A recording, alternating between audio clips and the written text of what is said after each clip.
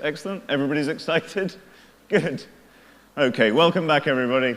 We're going to start the afternoon with Anissa Osman-Britton on a topic covering supporting underrepresented founders around the world. She's from Backstage Capital, and she will tell us all about herself and kick off the afternoon as well. Welcome on stage. Come on, everybody. Let's give a big round of applause. Come on.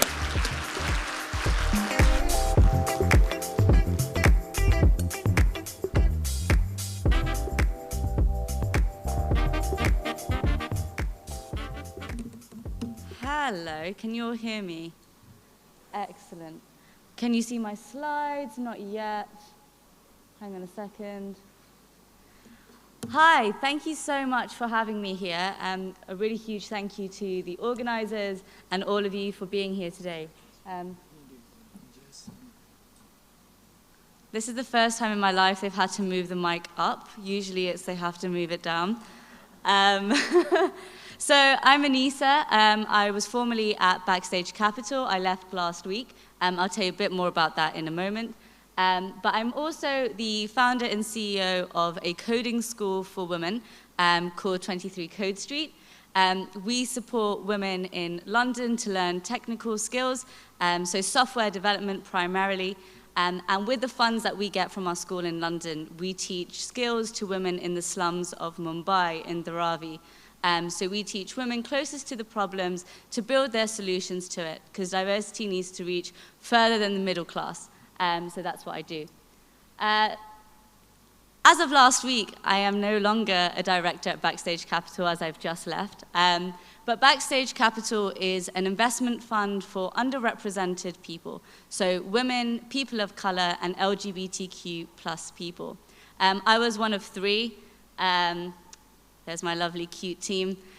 We set up the London office, and we started with an accelerator for 6 companies to do something completely different to the standard model of what was being funded in the city. I love this photo because to me this kind of represents what we were trying to do. We were trying to change what VC looks like. It doesn't necessarily mean suits, it doesn't necessarily mean finance. It can also be fun and impactful at the same time. Actually, just to go back, those are the 6 companies that we invested in, and they're all amazing and different kinds of companies that are really high growth and just underestimated in the impact that people thought they would have because they do not match the criteria of success we currently see. So before I was doing both those things, I was working kind of at the intersection of corporate innovation. So accelerators for big corporates like Unilever, P&G, BMW, and bringing this idea of having new innovation from external companies to market. So we would find really cool startups and cutting-edge new stuff from around the world, all the way from sort of South America to North America to Asia. They now have an office in Taiwan. And bringing the two worlds together because we know that the smartest people aren't in your office. So how do you make the cool things that you are all building work with big companies? And we were kind of the bridge between that. And I also worked with the UK government to bring the Sirius program, which was an accelerator for companies from around the world to come to and set up in London with funding and support and office space to go with it. So you may have seen that my love and expertise are kind of at the intersection of funding, impact, and technology. I'm a developer by trade, but I'm also an operations director and a business person. So I kind of come from that weird world. And I wanted to talk a bit today about why underrepresented founders were the ethos and the mission that we kind of strove to invest in. So our thesis for underrepresented founders, at its most basic and at its most cynical, is to look in places that other people are currently overlooking. To look for talent where people seem to be overlooking, which to me just doesn't make any sense. For example, not that long ago, the Afro hair market was considered niche. You try and go with an Afro hair product to a VC in London, it's like, that's a very small market. We now know that 65% of the world has Afro hair. That doesn't sound very niche to me. Also, it's really interesting. We weren't talking about tampons. We weren't talking about menstrual health products. It was kind of a taboo. You didn't talk about it. It's now one of the fastest growing trends, femtech. We then had things like sex tech that, again, taboo, not talked about. So why is it that all these big sections of innovation were being ignored. And it comes down to a couple of things. Where is it going? Is it going to go? No, it's not. It doesn't like me. No, it doesn't like me. We'll go back. Excellent. It comes down to a couple of things. We know that 12% of VC funding at seed level globally goes to companies with women. So that's one of the founders is a woman. If we're looking at companies that have an all-female founding team, that number drops to 3%. That's over the last 4 quarters. That's insane to me, that only 3% of companies funded have an all-female team. The numbers for women of color in the UK and the US are way lower. So black women in the US are to get 0.2% in the last 4 quarters of all VC funding. Again, crazy. Why is it crazy, though? Because research shows a few things. Research shows that women who lead companies tend to be more capital efficient. They tend to have higher return on investments. They create better loyalty within their companies, and in the end, get better returns on exit. That seems like a really good thesis to me to invest in women as a start. And we don't even have the data on what other underrepresentation and minorities bring to the table. Wouldn't it be cool if we knew what they were and persuaded more people to invest in them? There's also a stat that says VCs could make an additional 85 million over the next 5 years if they invested equally. Again, a really great stat. And I know these stats are just based on women, like I said, and we barely have any research on minority groups. But we do know one thing, and that's that diverse teams increase the bottom line. Another fact that I find really interesting for this room. So Stack Overflow, who uses Stack Overflow? Any developers in the room that use Stack Overflow? Yeah, no, any other developers? Someone's like, yeah, me. Stack Overflow is an excellent resource for software developers to ask and answer questions on queries that you may have for problems that you can't currently solve. They did a big survey of all the developers that use them, and they found that globally, 2 out of 10 developers were women. This is crazy. Actually, the numbers we now know are slightly more skewed because South Asia and Southeast Asia tend to bring it up a little bit, and 4 out of 10 tend to be women. It's still a really low number, but it again shows why tech VCs tend to invest less in women, because they believe that technical founders drive innovation forward. And that's one of my goals of why I started 23 Code Street, to get more women into technology. So why is it important? So there's this thing called meritocracy. If anyone watches or reads Spider-Man, this is a really great moment where Spider-Man's like, but you're me, but I'm you. Oh my God, what's going on? So that's my American accent, if anyone wondered. So meritocracy is this really interesting idea that we look for success in things that we already recognize, and usually that is ourselves. So if we are a white, male, middle-class VC, what we tend to invest in is white, male, middle-class talent. And we see that now with people like Mark Zuckerberg, Steve Jobs, all those other names, Tim Ferrisses of this world, who we're trying to pattern match against. So a big reason that we fund underrepresented talent is because we want to create the next generation of role models to be able to pattern match against. People like you. We need that. We need VCs to see that there are exits that are going to happen from this side of the world, from people of color in other countries, that are going to allow us to see that success can look a bit different. Is it going to? Other reasons it's important. We need to make sure that the problems that are being solved are for everyone and not just for the privileged few.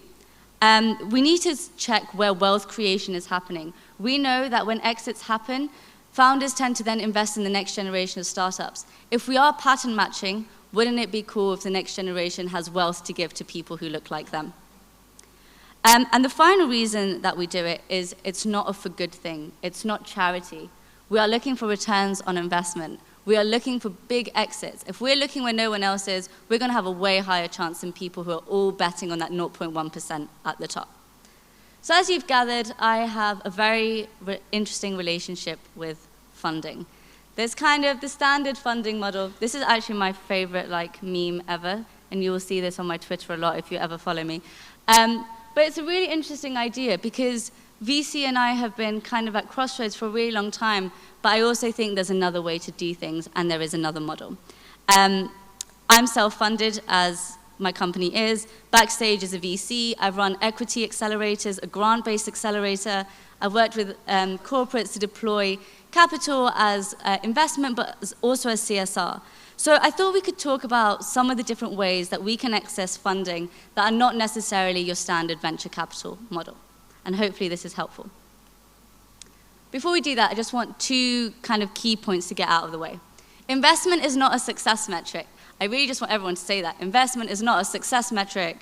It's not. Investment allows you to reach the next stage of your growth, whatever that may be. Only take on capital when you need it to give you that fire underneath your rocket to launch you forward. It's not there to be in the front page of TechCrunch that you've raised 25 million. You're there to use it to grow your company for the right reasons. And alongside that, cash is queen, and queen is higher than king for anyone who's wondering.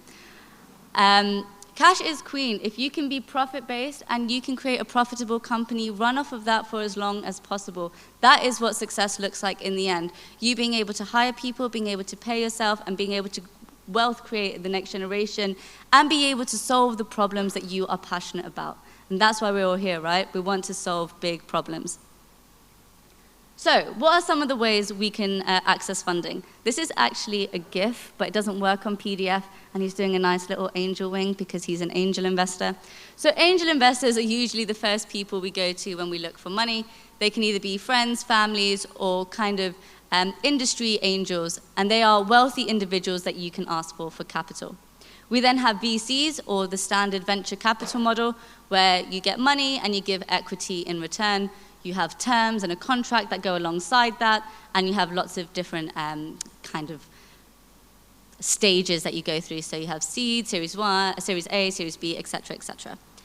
There are then grant money, lots of grant money. So someone spoke about Innovate UK earlier. Innovate UK gives money in the UK to interesting companies that are doing cool things. There's grant money across the world through universities, through governments. So find out what your local grant money is. You can crowdfund. How many people have heard of Kickstarter or GoFundMe, Crowdcube?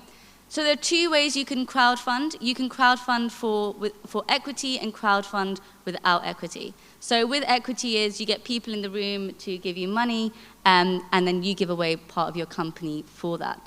Or you can crowdfund for a product, for example. So say you're selling a watch. I'm not saying that's what you're doing. Actually, say you're selling a cake that you can make in 90 seconds. I saw that outside.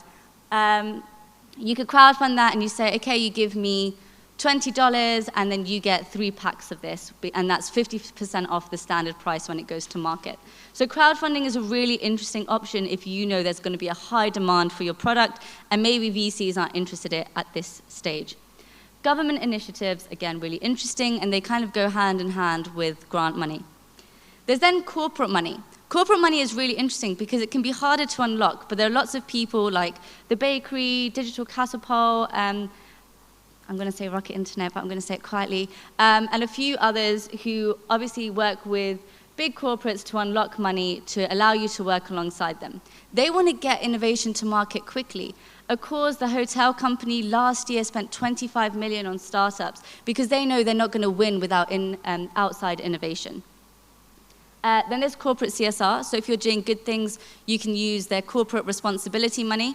In India, which is obviously where I do quite a lot of work, all companies over a certain amount of money have to give away X% of their money for CSR. Go and speak to those companies. Try and steal money off of them. It's free money. What's there to lose?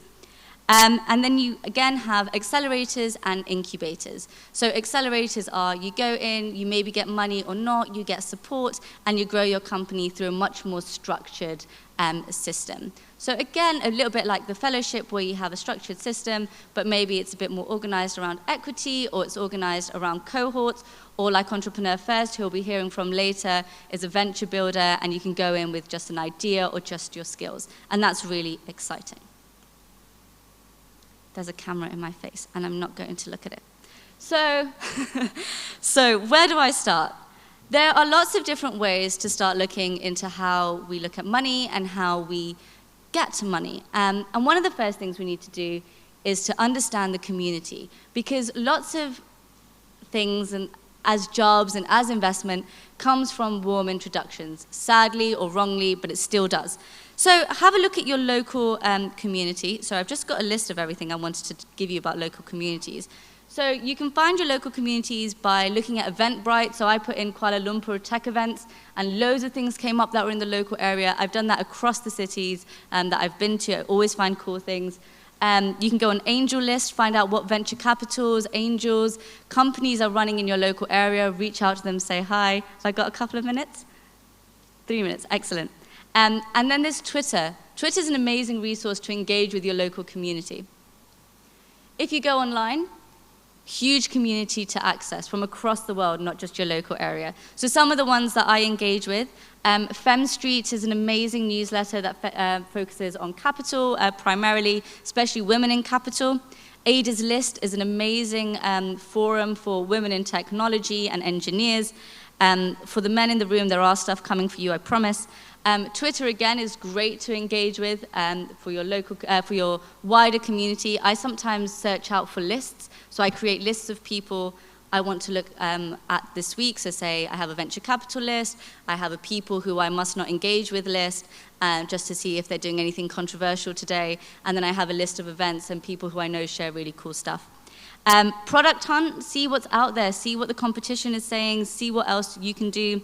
Indie hackers and Hacker News, again, great places to see what is happening in the community and the world. Know everything. I say this slightly tongue-in-cheek, but I also mean it. One of the things that I find in London especially, and I can't speak for the rest of the world, but especially in London and in America, being a woman of color, I have to know 10 times more than everyone else in the room. So I make sure I know 10 times more than everyone else in the room. So I need to know everything about my company. I need to know everything about my industry. I need to know everything about my competition. And I need to know what makes me stand out that little bit more. And that's that extra bit of information you need to get. I then also need to understand capital, the different forms of capital and what this impacts me and my company, and also how I can then negotiate. So some places you can learn about VC, and if you want this list later, please come to me and I'll send it to you, is Venture Deals. The book is amazing, and they also have great videos. The Andreessen Horowitz podcast. Founder Gym is an amazing place if you're looking for, I guess, founder education and kind of the steps you need and how to deal with legals and accounting. And then Mind the Product. If you're building a product and you're an engineer, you need to understand how to build product. And that, I think, is a really big challenge for engineers. We get so used to delving straight into it. How do we step back and go, is this marketable? And then news about the industry. Tech in Asia is an amazing website. I know probably a lot of you use it, but it keeps me on track when I'm out of the continent. Again, I use eCorner, which is the Stanford news site. And then the final one, which sometimes people forget about, is SSRN. They release lots of research papers from academia around the world, open source for free, usually earlier than you can get it anywhere else. And that's super exciting. Be on top of everything, know everything. And finally, I just want you to remember one thing. VC and any funding that comes to you is a two-way relationship. You can negotiate. It is your company. They are coming in because they believe in you. Make sure you understand that from the beginning and use that to leverage and as your advantage. That's my final point. Only take as much as you need. Thank you so much. I don't know if I have time for questions. Thank you very much. Well, you're going to do a very good showbiz kind of going off and coming back on in a minute when we do the panel. Thank you very much. There's some really interesting points there. And I know that one of the biggest challenges that you face is around funding and financing, and that's why it was a really interesting introduction to the topic. We're now going to delve further into the topic with our next panel on what do investors want, which will hopefully help us understand the different forms of capital and how we can gain access to them. Moderating the panel will be Paul Burmester, who is a serial entrepreneur with a number of successful exits and self-quoting. He has now crossed to the dark side and become a VC. So, Paul, come along.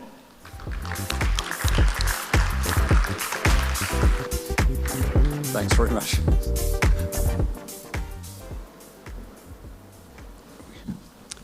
Good afternoon, everybody. Actually, I'm kind of hoping that my panelists will join me now. Otherwise, it's going to be a very individualistic presentation. And I'll allow them to introduce themselves. But the concept here, we have a very broadly experienced panel, ranging from corporates to venture capital to entrepreneurs. And they'll be sharing with you some of their experiences, both from different domains and also different geographies, which I think is very important in this region. And I hope towards the end then we'll have the opportunity for some questions. So do feel free to put your hand up if you have some at some time. So quite simply, starting from my left, Manuel.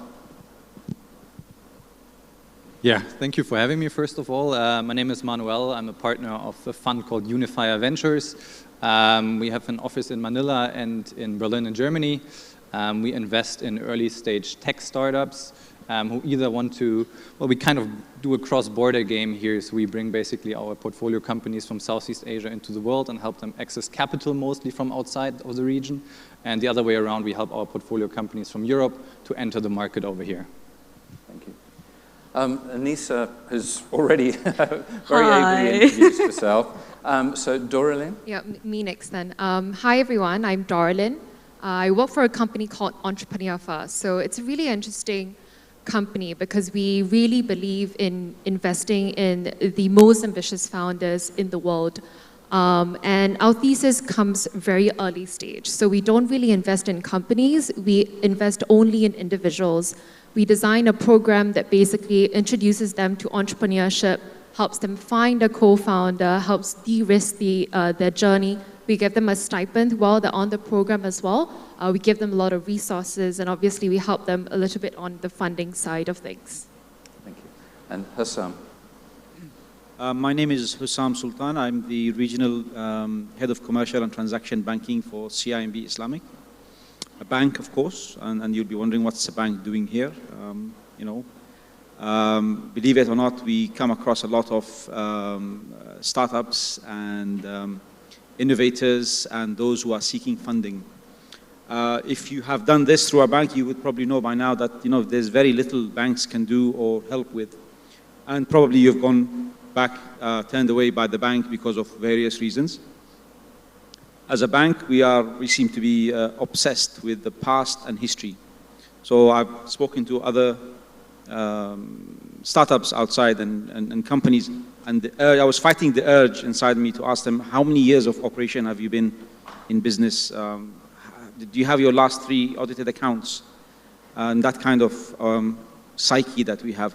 What I'm going to be doing here is I'll share some of the reasons or advices or what we think startups and innovators and young entrepreneurs and or experienced entrepreneurs for that matter, how to deal with banks and what is the best way you could leverage on the banking sector here until we have such a time when there are other avenues and more sophisticated VCs and other sources of funding.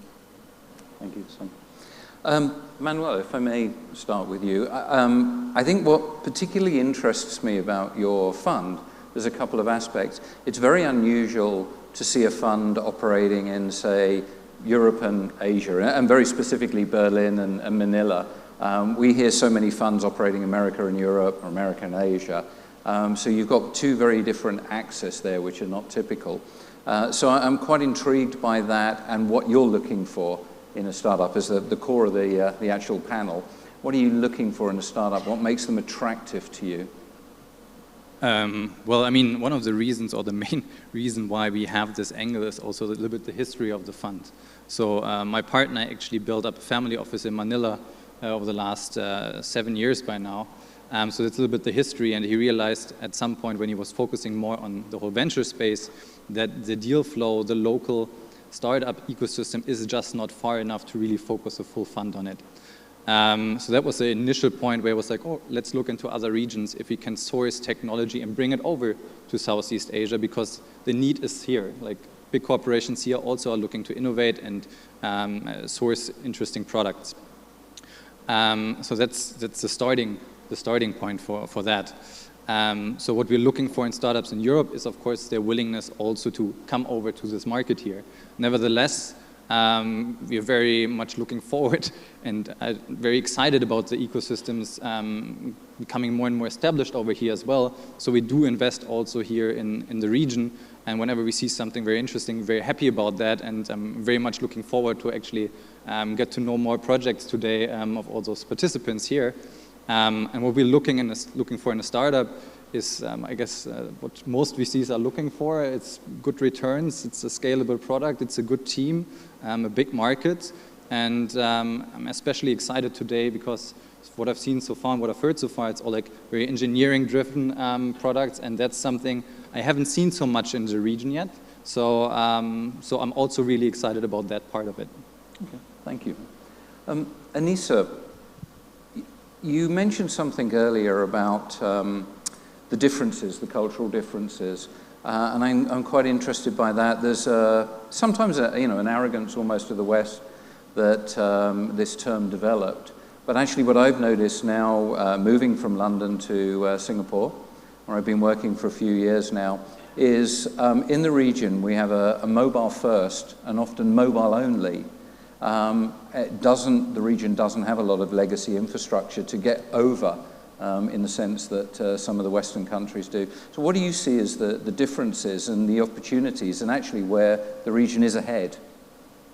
It's a really interesting conversation, and we were talking about it earlier. So I think there's a real, like you say, arrogance of trying to fit companies here and the culture into a system that already exists, into a Western view of what a venture fund is. And I think actually what we're seeing, well, is that funds in the US and the UK primarily are not as profitable as people tend to think. And it's not necessarily a model that is working. And we have an opportunity here right now to create funds that are impact-driven, that are massive market, that create huge change and drive returns. And I think, like you say, there's a lot of different cultural as well as technological nuances that are going to change the way we look at Asia. So one of the facts that we were talking about earlier, but in 2016, the fact was that 70% of users that access the web access it via mobile. I don't know what the 2019 stats are, but if that was 2016, I presume they have gone up. And so when we start to look at what we see as good and what we see as valuable, I think we need to change and reframe the lens we're looking at that through. Okay. Thank you. Doralyn, you're entrepreneur first. Take a slightly different view. I think we're all familiar with accelerators that select companies and then try and grow them, accelerate them, scale them up. And what's nice about entrepreneur first, or different, shall I say, is the fact that you pick individuals and then effectively venture build. You try and find co-founders, you try and find problems for them to solve and companies for them to build. How do you find that, having now originated in London, launched it in ASEAN, how do you see the difference in this region? Yeah, that's a really interesting question. And it sort of reminds me of when I saw the title of the panel, What Do Investors Want? My first thought that popped into my head was just investors don't actually know what they want. If you think about the VC model, right, the entire idea that 10% of your investments actually drive 90% of your returns, a lot of it is not as obvious as you think. Successes such as Airbnb, for instance, I don't think for a minute that it would have been obvious to everyone who even looked at them at the very early stage that they were going to be a home run. So it kind of begs the question, then what do investors look for? Specifically for EF, right? Specifically for Entrepreneur First, because we take such a different approach. We look at the individual, we look at the drive, the ambition, we look at things like what is his skill set, what is going to give that person the unfair advantage to really build this business and build it really fast and build it really well. And because of this, we kind of go all the way back to principles first. About 40% of the individuals that we recruit on the program have a PhD in a certain area, and it could be anything from biochemistry all the way to electrical engineering. We're very open, and we encourage them to build the company that they have the best unfair advantage in building. For instance, if you come from the advertising sector, don't build another ride-hailing company because you think investors want to invest in that kind of company. So we really encourage them to build something that they're passionate about, they have the expertise in, and then we end up investing in whatever they build. So because of this, we're very sector agnostic. We've made investments across a large range of industries: biotech, enterprise SaaS, advertising, blockchain, all sorts of things. I think your specific question as well was about what's the difference between the regions. Obviously, the different trends, medtech, for instance, has been very hot in Singapore, maybe less so in the UK, for instance, if you were to compare the percentage of funding rate. But by and large, we believe in talent. So for that reason, I don't actually think the difference is as big as you think. Can I ask a second question on that? When they're creating their companies, do you see them typically solving local or regional problems or global problems? Yeah, that's a really good question. Well, in Asia specifically, we're in Singapore and Bangalore, and those two ecosystems are very different, right? In Singapore, it's hard for you to build a consumer company just because it's a very small local market. They have to think global from the start. A lot of the times they build B2B companies as well, so at the very outset, they're already engaging with customers all over the world. In Bangalore, you can actually build a B2C company, a consumer company, and actually achieve unicorn status there. So for that, we see them building slightly more local companies, solving local problems, if I could say. Okay, thank you. Hassam, you come from what is a very mature and well-known business, and very much a leader in this market. I think banks have an interesting challenge. In a sense, venture capital exists because startups do not meet the criteria of banks to take business loans. So in a sense for you, how do you win startups as your customer? How do you engage startups? And also, they potentially the people that will disrupt you in the future. So how do you treat them in those areas? There is three somewhat associated questions. I'm very interested in your viewpoint on those. Absolutely. I mean, we recognize the fact that we are in the age of disruption now. I mean, it's like we'd be very surprised if there is an incident or a sector that has not been disrupted by technology, by new ideas coming, changing the norm and challenging that. In finance, and the same thing is happening with banks. Banks, as I said before, they are obsessed with history and past, looking back and see how was your performance, and based on that we will judge your future performance, and we will lend you only if you've been a good performer in the last few years or whatever. Now, we found that this has to change. We engaged a local university here and to see what the feedback is from SMEs, from startups, from young entrepreneurs. What are the challenges faced by banks, and what could banks do better to provide another access to funding? The findings of this research or survey was very interesting. Number one, they found that some of the barriers come from the entrepreneurs themselves. Either they're very focused on their product or their innovation or their invention to the extent that they ignore the business aspect of it. So they'll be very focused on developing this as an invention, as something that in their mind could be that is the best thing that has happened in a long while.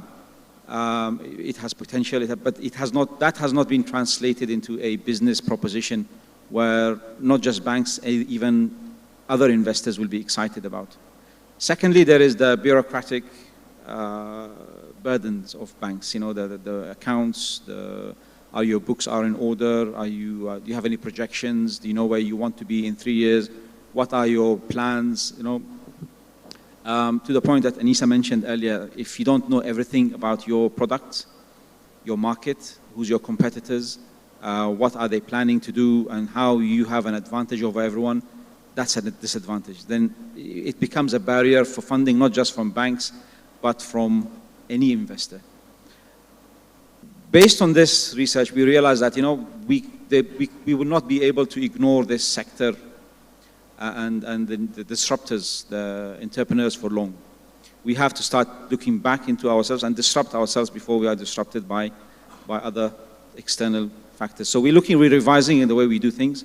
For example, what I mentioned earlier about the 3 years in operation and 3 years of audited accounts, we are revisiting this requirement. I think that will be something we will be launching in the next few months, in the hope that we will be able to provide better access to funding. Nonetheless, I mean, banks still have tried their best either through CSR funding or facilitating access to other investors. I mean, we tried to do this idea of a Dragon's Den, Shark Tank, invite, private banking customers who have, they'll be more than happy to invest in young entrepreneurs with good ideas. But as I said, the idea goes back to have they really invested in themselves and developed this. Perhaps there is a requirement for some of the government agencies to give that level of training and hand-holding to enable them to be a better business people as much as they are better entrepreneurs or inventors. Understood. Manuel, for me personally, the majority of my career has been spent sitting on the other side of the table. So I've been building startups and spending venture capital money along the way, and they've made a healthy return out of it. I always took the view that forget the money for a second, what else can you do for me, when I was talking to VCs. So I sort of throw that question across to you. Aside from simply giving them money as part of the investment, what else can you do to help those portfolio companies? Yeah, I mean, first of all, I have a very similar background, so I'm also new to the dark side, as you called it. So what we all help our portfolio companies with is first like market entry, of course. So like, I mean, we have a network here, our LP base, so our investors are looking for technology they can implement, so we can bring first pilot customers, etc. Another big part of our thesis is so very similar to what you were saying earlier, we're looking also for the outliers. So we put a big emphasis on the team and to not just use our gut, but actually develop the framework around it. And this whole HR topic is a topic we care about, so we're also helping our portfolio companies on that bit, figuring out their strategy, how can they hire, who should they hire, how can they grow. And I completely agree, like it shouldn't be just the capital you provide. Thank you. Anissa, I think sometimes VCs are put on a pedestal, and as a VC I shouldn't necessarily be saying that, but they're sort of seen as clairvoyants, futurists, and in the main, they're not. They're looking to make a profit by investing in startups. So do you think that they are missing, you have experience in underserved sectors, and yet these sectors are often huge. Do you think they're missing a lot there, and what can be done to help bring forward these ideas and entrepreneurs? Because I don't even like the term underserved. It's sort of unfair. They're all phenomenal opportunities. How can we get to a point where there's no longer any underserved? Yeah, we like to use the term underestimated, just because underserved, like you say, does sound a bit unfair. It's a really good question, and I think that thing about VCs thinking they know all or people presenting like they know all is really problematic. And there's a couple of ways, right? So there's the first thing of going to VCs who are focused on a specific sector. So Jamjar Investments in London are focused on D2C, so direct to consumer.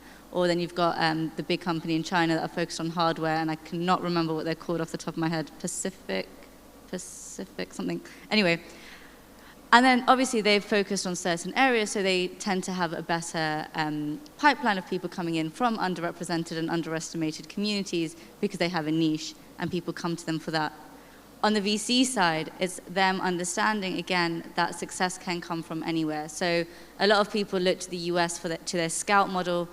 So scouting was a big thing when things started up initially. So you would have big community builders going out into the community. So say you run a coding school like me, you'd be a scout for a Sequoia Ventures, for example, or an Andreessen Horowitz, and you'd bring them deal flow and you'd get equity in that. The UK are trying to do that with some of their funds, except for there's no equity and there's only fee on success. And it's a real problem because they're, again, exploiting underrepresented people in the community who have spent time and money building up these communities to bring them deal flow. So the question is how do you make everyone win so that you're bringing in enough deal flow from lots of different areas? How do you do it that you're not just using warm introductions? Because I think that's the biggest problem. If we're saying we're only funding people that look like us, well then, if we're only having warm introductions, then I'm only going to have people from within my network. So it's expanding that out, and then we start to see that success that comes in looks different. Yeah. So, Doralyn, my pet hate now, having now sat on the other side of the table, my fund meets with over 1,000 startups a year. And although I started out life as an engineer, I realized the importance of sales and of emotion, of a story. And the error that I feel the majority of startups make is they sit down and go, we've got all these qualifications, and I do appreciate I'm in a room full of probably more doctorates in this room than anywhere, but all these qualifications, all these amazing people in my team, all these phenomenal lines of code and algorithms, and I'm not actually interested at that initial point. I want to know what the story is. Who are you? What the problem you're solving, and why, and what's the opportunity? At which point I start fishing. Then I want to know what makes you think you can do it, and who are the people around you. So how do you train that into entrepreneurs to stop obsessing about all the data and to add emotion and story? Yeah, that's a really interesting point that you raise. I think particularly for EF and the type of companies we invest in, very deep tech companies founded by people who just left academia, also founded by a lot of engineers, a lot of software developers. So they're not typically your ex-consultant, have been in business development for a few years. They don't really understand the ins and outs of how you make a commercial case for your startup. A lot about fundraising is storytelling, because you just have to convince the other person at the other side of the table that you should part with X amount of money, and because I'm going to make that money grow. So a lot of the time it comes down to personal connection, how well you sell your potential, so that you've got to turn on the salesman in you. I guess the short story is that we don't really train them deliberately that way. I think it's more powerful to have them see that this is just a part of being an entrepreneur. So it's not just a fundraising side. It's really important to sort of equip yourself with the ability to convince someone, because you need to hire a team, right? And you're going to be hiring someone who is quite qualified for the position, but he has competing offers in like other big tech companies, for instance. You're paying them less as well. So what kind of mission are you going to, say that your company is trying to accomplish? What kind of story are you going to tell to convince all these people to buy in? Again, not just potential employees. I'm sure at some point in time you need to convince your family maybe that this is a good idea, that you're not wasting, the next 3 to 5 years of your life that you're doing this. So I think once you sort of have them realize it, and then you also point them to the fact that, they're very well versed in speaking in terms of the technology, right? But they need to now shift the mentality to saying that now you're a business owner, you're a CEO, and now you need to think a bit more commercially. So how are you going to make money? It's not enough. It's never enough that the technology is amazing, innovative, and groundbreaking, right? If it is, we will be living in a very different world. The reality is, the tech's great, product works. What's next? How many products have you sold? How are you going to make money? What's the business model? These are all things that need to think about. And I think once you help them realize that those are actually things they need to consider, a lot of the time they manage to actually communicate that pretty well, we find. We've seen disruption in the banking sector in the UK, Germany, and now we have new banking licenses popping up in Hong Kong and Singapore. What I find fascinating about this region is it's probably the largest, along with Africa, underbanked region by a long way. So the opportunity is huge. Do you see companies like yourself addressing that, or trying to address that in isolation, or creating communities with startups, both technology and so on, to go after that sector? I mean, in Malaysia in particular, it's one of the highest bankable population in the region. I mean, it's very high. access to banks, to ATMs is very high in Malaysia. But you also operate quite actively in places like Indonesia, which is Yes. massively underbanked. Yes, that's true. Do we see the disruptors playing a part? Definitely. I mean, absolutely. This is it's the time when the bureaucracy of banks don't really work anymore. You know, people want their money, they want their access to funding, they want to be able to process a loan within 24 hours. They cannot wait for filling forms and going through the process. Banks also are highly regulated entities. We take other people's money, we manage it, we take depositors' money, so we have to be very careful how we process things. And in doing that, we ended up together with regulators, and as a result probably of many incidents in history, banks have become very slow-moving entities. Disbursement of funds takes time, acceptance of making decisions takes time. Whereas now we can have mobile operators, Apple Pay, all these new disruptors coming, and they can. However, the advantages that banks in general have is that they still have the trust of the regulators, the backing of regulators, and the trust of people that they are safer. But that probably wouldn't last long. Regulation, as we have seen, like I was telling you earlier with Grab, it was very very loosely regulated e-hailing app. Now you cannot send yesterday on Saturday, I was ordering Grab and he was telling me now you have to do your selfie. You have to upload your phone. No, not upload. Take a selfie through the Grab itself. Those who are regular with Grabs, they will realize that it's it's more difficult to get a Grab now, a lot more expensive. It's not as easy as it used to be. So yes, those innovators will have an advantage over a certain period of time, but will they remain unregulated as they are now, or will the regulators catch up with them? When the regulators catch up, then they will have I don't know, level playing field perhaps. Maybe banks will then have the advantage of being there for longer, able to manage funds of larger magnitudes, have accessibility to longer. There are banks that have been here for 200 years and more. Not in this region, but around the world. I mean, in this region, HSBC, for example, it started in 1865 in Hong Kong. So this is something that banks still retain, the trust of governments, the trust of masses, the visibility, the history. Will that survive the test of time? I don't know. Definitely disruptors are coming. Definitely the Grabs and the Ubers of the financial sectors are there, and they will continue to grow, but regulation will also catch up with them. Okay, thank you.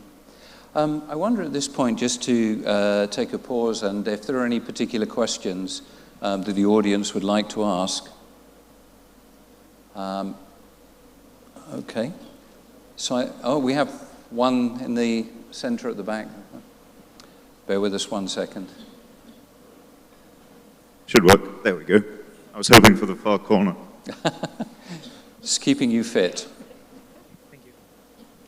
Okay, my name is Zaki from Indonesia. So I want to ask for you guys, the investors. This is from the startup founders side perspective. So basically that I absolutely agree with what Anissa said before. That is, she said that investors is like two-way relationship. So how to choose the investors is like, because of they are join our journey to build the business, is that is why we need to see the right investors to join us in our business. And my question is how to choose the right investors, because in my experience right now is like investors show their portfolio, but from their portfolio they didn't show what is their vision for invest the startup, because our own startup have our own vision, right? Our startup have our own what problem that we are going to solve. So this is my question. Thank you. Okay. I'll throw up one thing and then pass it around. The first thing is do your due diligence. There's a tendency to take money from the first people that offer it to you. But not only look at who's in their portfolio, go and speak to those founders. Say, hey, what do you think of this investor? Have they offered value to you? In the same way you do due diligence in any other thing, you know, test driving a car before you buy it, looking around a house before you go and look in it. Don't simply accept the first money on offer to you or the highest valuation for that point. So that was a strong point that I would offer up. Yeah, I mean, I want to do the same, right? Reference check, but also sit down with them and figure out if they can really bring something to the table, right? They have to be excited about what you're building, and you kind of want to have someone there who's like kind of helping you to actually like formulate a vision or like reach that vision. And I mean, first step would also, I mean, what Anissa was saying earlier, like figure out what is actually the right type of investor to invest into. Because if you get VC money into your startup, it's a very specific road ahead you're choosing, basically, right? And that's a step you should think about wisely, because it brings a lot of pressure into that setup, and it might not be the right kind of money actually to go for in the beginning. So go through that list basically we saw earlier and figure out for yourself, like, first, what type of investor am I actually looking for? Just really quickly, I'd add a couple of things. So the first one would be what do they want in return? So how good are the terms? Are they pretty clear and transparent? Some VCs already have their terms up on their websites. Read them.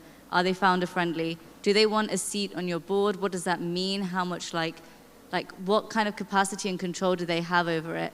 And then the second one, or third one, I don't know what number I'm on at this point, is have a look at investors who are specific to your industry. So there are a few investors or funds who have investors within the funds that are specific. So I mentioned Jamjar being direct to consumer, but then there are things like Form Ventures, which focus on startups that have some kind of policy regulation they need to overcome or create to be legible in the world.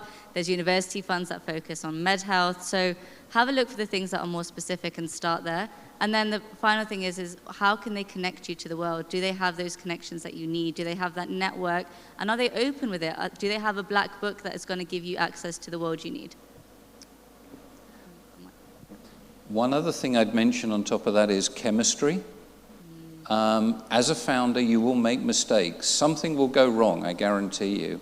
And if you don't have a relationship with your investors, it becomes a very difficult conversation. And when something goes wrong, you need to have that chemistry with them. You can sit down, discuss it, and figure out how to make amends and to take it forward to the next stage. Yeah, I was just going to quickly add on to something about what Paul said. So when you're getting connected to their portfolio investments, make sure you also ask to be introduced to a company they invested in but has since shut down. So that's sort of, they can really tell you how the investor was, supporting them through that process, because it's bound, not that it's bound to happen, but it happens more often than you think. So that's really important as well. Then everything that's online nowadays, a lot of VC partners write a ton of Medium articles on LinkedIn, blog posts that kind of describe the philosophy around things they're thinking about, see if you identify with that. At the end of the day, I think it's really about due diligence. Sorry, we have another question coming in from Simon. Hi, it's great to listen to all your experience. But experience by definition is backward looking. Experience is the product of what you've done before. In a world in which Greta Thunberg has reframed our priorities, is it time for investors to also begin to examine the metrics that they're using for investment? Is it time that we started to include measurements around impact, around sustainability, around the sort of ideas that the environmental and climate movement are bringing into the conversation? Do you see a future in which these things become relevant investment criteria? Absolutely. I mean, this was one of the, I was going to address the question raised by the brother from Indonesia here.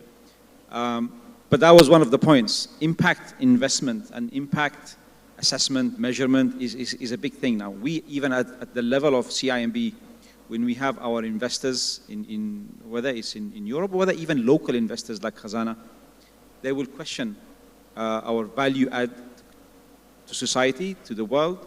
What is our impact assessment matrix?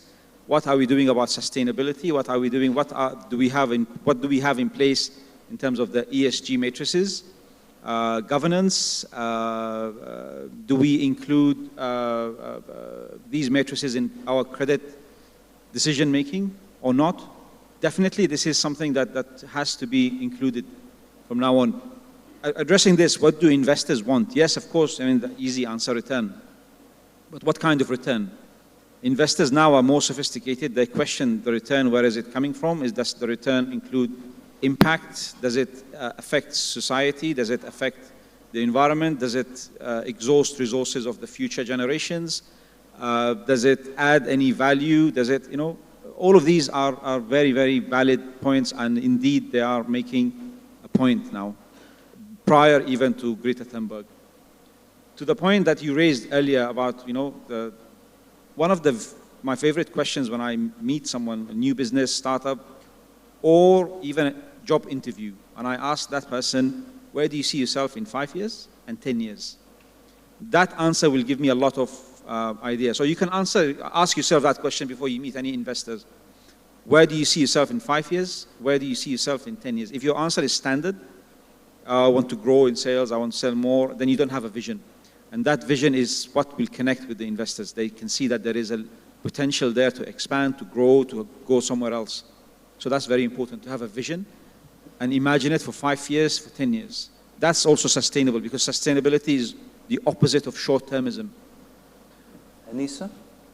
You know my answer on this, but just for the room, this is 100% why I've left Backstage, is to look into this as a metric of how we look at funding, because we have less than 3 years to reduce climate by 2 degrees, which should be 5 degrees really if possible, and create negative emissions, which we're nowhere near. And if we're going to have any chance of creating any new companies and returns, we're going to have to look at climate as one of the, or if not the metric for success. Because alongside it comes a whole bunch of things, which is human rights for indigenous people and people closest to climate change who are being killed primarily. And that happens to include lots of areas of Southeast Asia and South Asia. So people in this room, we understand why this is a problem, and that's why a lot of people in here are trying to solve some of that stuff. But what that ends up sometimes moving into a conversation of charitable and impact investment, whereas why shouldn't impact investment just become investment? And I think it's a really interesting question that a lot of VCs are shying away from right now because their returns come from LPs. So the question is really, is how do we unlock LP money that are interested in returns over a longer period of time that can see that this is going to be really interesting?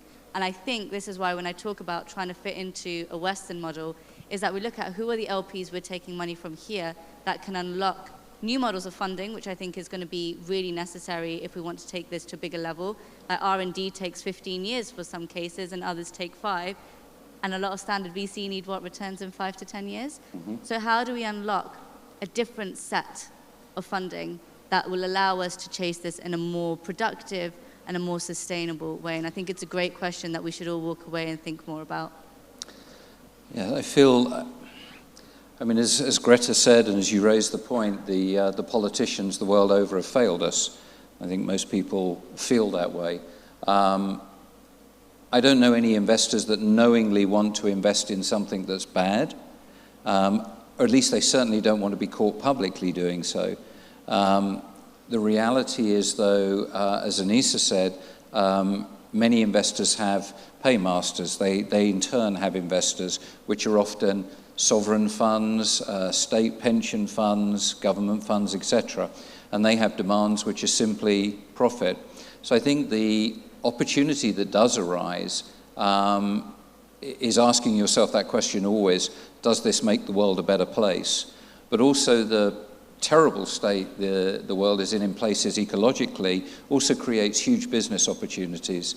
If we can crack the code on more efficient power generation or more efficient use of power, companies that are figuring out how to recycle waste, generate those kind of things, there are huge and ultimately very profitable opportunities around those, and I think we're all very keen to find them and invest in them, and we are starting to see that trend now with some of the solar energy, some of the recycling. That's something I would love to see a lot more of.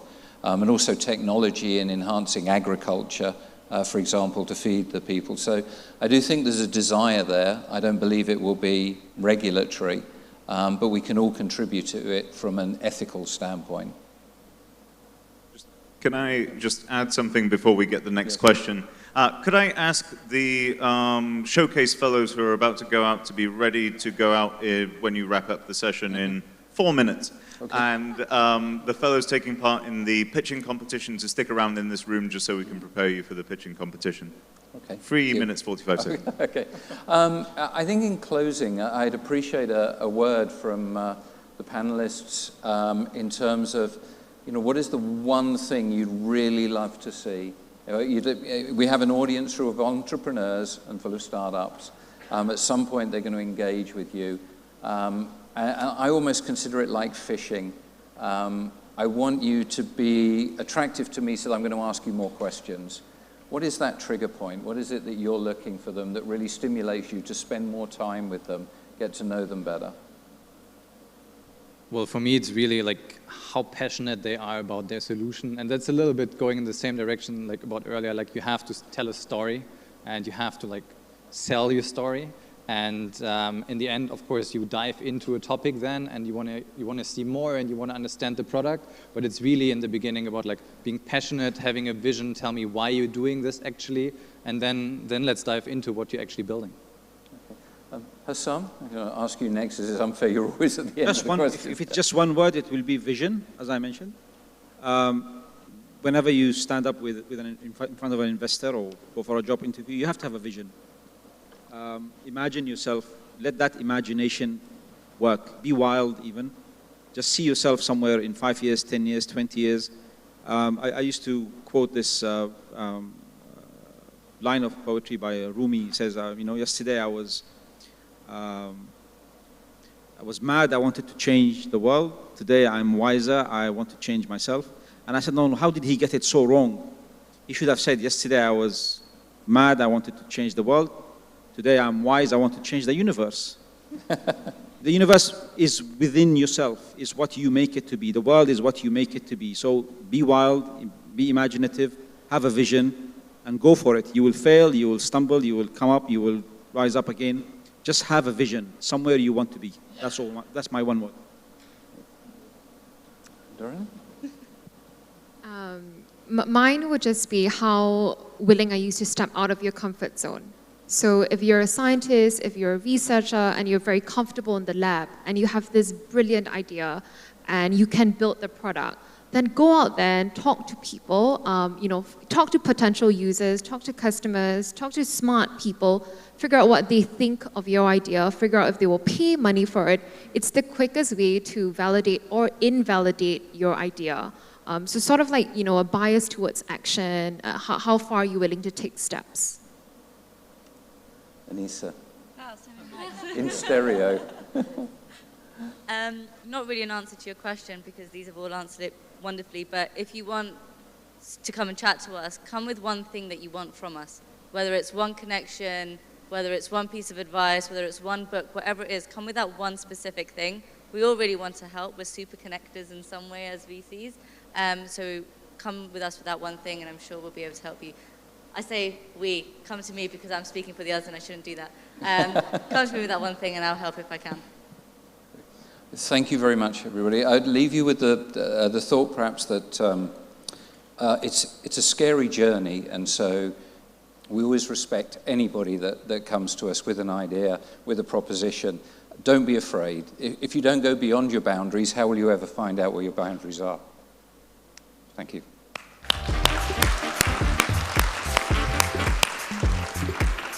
Thank you very much for such an interesting panel. Thank you. Thank you. Okay, so here is what we're going to do. The microphone isn't working. Is it? Okay, I can't even tell anymore. Okay. Great. So what's going to happen now is in the foyer, we're going to have a very interesting showcase of 20 different projects from the LIFT community. Please go out and check it out. At 4 o'clock, we're going to come back here for the finals of the pitching competition. Lino is pointing something to me. I assume he means that the pitching fellows should go over there to get prepared for the pitching final. Is that right? Yes? Oh, also to remind about the Like Minds game, if you want to continue filling that out, please do. The sheets are right by the escalators. I think they're just there. Enjoy the showcase. Back here at 4 o'clock for the pitching competition finals. Thank you, everybody.